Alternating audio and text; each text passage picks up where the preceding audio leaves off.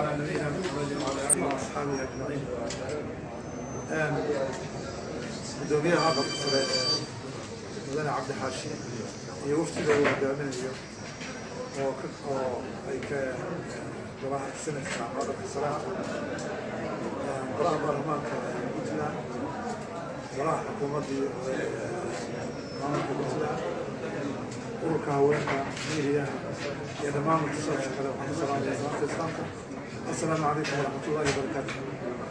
salaan kadib waxaa farxad noo ah inaan ku soo dhaweyno halkan gudoomiyihii aqalka sare mudane cabdixaashi iyo waftiga hogaaminayo oo ka tirsan golihiisa ama mudanayaashii aqalka sare oo nagala qaybgeli doona xafladda dhici doonta 26 ee calaamasaarka madaxda Puntland. waxaan leenahay soo dhawaada, gurigiinni baad ka timaadeen, gurigiinni baad timaadeen. waxa weeye aadna insha allahu waxaan uga dhacsannahay oo ugu faraxsannahay inaad halkan noogu timaadaan, aanu idinku soo dhaweyno idinkoo mas-uuliyiintii na matelayey. waliba aqalka sare waxaan leenahay waa state level, waa aqalkii matelayey stediyada ama maamul goboleedyada. marka mar labaad iyo mar saddexaadba soo dhawaada insha allah. intaa wixii ka dambeeya waxaa shashaqii hoos loo wada hadlay noqon doontaa insha allah. waxaana ku wareejinayaa haddii alla yidhaahdo gudoomiyaha kusoo dhawo gudoomiye. بسم الله الرحمن الرحيم. أنا قدومي مركو هوري وحن آدي دين كما هاد علينا إياه ونقول فو هاد الله إياه أقل كسري هي وفتك إلى الصلاة لوضبا وحن آدي دين كما هاد علينا إياه تيمين تبلارن يسود وينتا ودنيا كوفا جدا dowladda Puntland baarlamaankeeda iyo shicibkeeda noo soo dhaweeyay. waxaan kale eray rabaa inaan ka idhaahdo doorashadii aad samaysay oo aan ka daawanaynay telefishinada waxay ahayd doorasho aad iyo aad noo qancisay oo si xilkasnimo wadaniyada dareen midnimo ah ku fadhiisatay oo adigaagana ay kugu soo doorteen madaxweynihiina lagu doortay. waxaan leeyahay baarlamaanka Puntland waa idinkaga mahad celinaynaa fikirkaa fiican isku duubnaanta aad samayseen. waa idinkaga mahad celinaynaa. midda labaad sidaad u sheegtay aqalkani wuxuu matalaa dowladaha xubinta ka dowladda federaalka Soomaaliya, laakiin 2 sano waa tageen wada shaqaynta iskaashiga iyo ismaanshuhu waa yaraa. go'aanka aqalkani uu qaatay waxa weeye laga bilaabo maanta oo aanu idiin nimid iyo wixii ka dambeeya si joogto ah inaan u wada shaqayno, isku xiranno. leysdalkeennu wuxuu u baahan yahay midnimo, nabad, iskaashi, wada shaqayn, isjacayl inaynu soo celinno Soomaaliya siday ahaan jirtay adduunkan, inaynu soo celinno. waxayna ku imanaysaa arrintaas isku duubnaan, isjacayl, soomaalinimo ayay ku imanaysaa. waxaan eray idiin sheegayaa, aan tegey Istanbul 70 dal baarlamaankood ayaa ka soo qayb galay. baytul quds iyo Falastiin ayay ahayd arrinta laga hadlayay.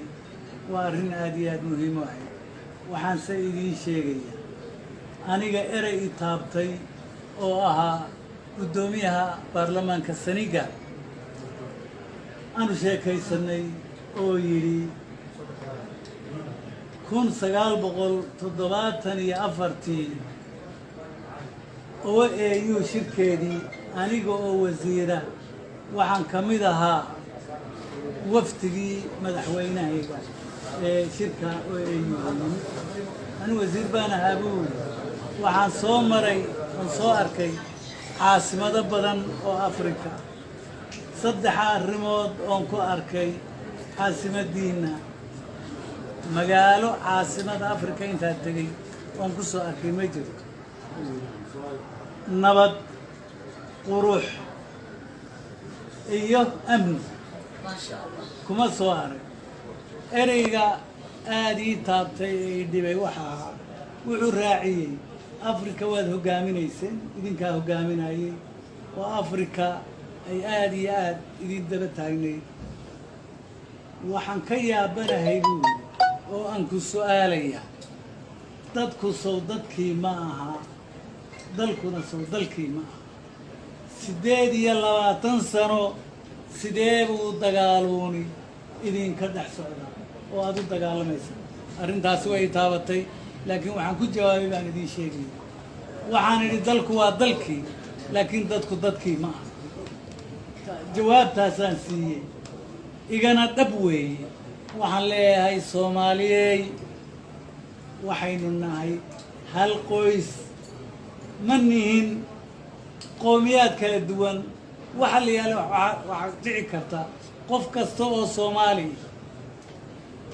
inuu yani ay dhaleen yani ama hooyo ama aabo ama ayay ama awow Soomaali oo dhan 4 ama 5 qabiilkan aynu isu qaybino uu ku jiray waxaan qabaa waxaynu nahay hal waxaynu nahay mid inaynu midnimadeeni soo ceshano dalkeenu mid ahaado oynu isu wada taagno intaasaan odhanayaa mudane guddoomiye aad iyo aad baad mahadsantahay waxaynu noqonaysaa hadda kadib inaynu si joogtaa isugu xiranno oo aynu wada shaqayno oon dalkeenna baarlamaan ayaynu nahay kolkaa waxa weeye waa dadkii waxaynu nahay dalkan u dhigi lahaa muxuu ku dhaqmaya oo sameeyo